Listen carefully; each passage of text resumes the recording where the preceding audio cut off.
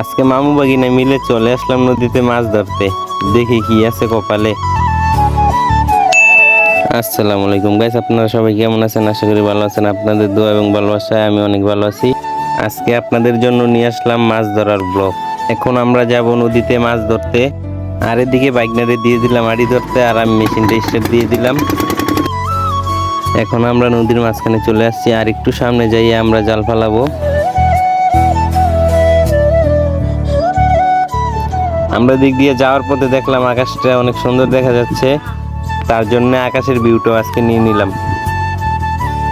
তো দেখতে দেখতে অনেকক্ষণ পরে আমরা চলে আসলাম আমাদের জায়গায়, যেখানে আমরা জাল ফালাবো। এদিকে বাইকনার কাছে দিয়ে দিলাম বইটাটা, বাইকনা নৌকাটা চালাবে আর আমরা দুজন জালটা ফালাই দিব। এখন জালটা একটু বাস করে নিচ্ছি যাতে আমাদের ফালাতে সুবিধা হয়। আজকে আমার ক্যামেরাম্যান নিয়ে আসি নাই, তাই জাল ফালানোর ভিডিওটা দিতে পারবো না। তো অনেকক্ষণ পর আমাদের জাল ফালানো শেষ। এই যে বুড়াটা দেখা যাচ্ছে, এটা নিয়ে আবার আমরা জাল তুলবো কালকে। এখন আমরা বাড়ির উদ্দেশ্যে রওনা দিয়ে দিব। বাইকনার হাতে এখন মোবাইলটা দিয়ে দিব, দিয়ে আমি চলে যাব মেশিনটা স্টার্ট দেওয়ার জন্য।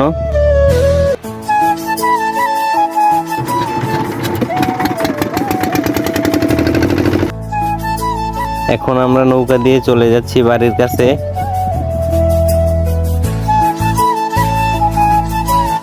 এখানে যাওয়ার সময় দেখলাম আরো অনেকজনই জাল ফালাইতেছে নৌকা দিয়া। অবশেষে আমরা আমাদের ঘাটে চলে আসলাম। এখানে বর্ষাকাল আসলেও সিঁড়ি অর্ধেক ডুবে যায় পানি দিয়ে। এখন হচ্ছে শীতকাল, তাই পানি একটু কম।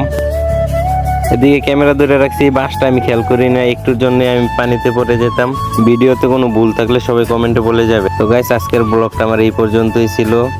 আর ফুল ব্লগটা কিরকম লাগছে সবাই কমেন্টে বলে যাবেন, আর আমার ফেসবুক পেজটাকে ফলো দিয়ে যাবেন। সবাই ভালো থাকবেন। আসসালামু আলাইকুম।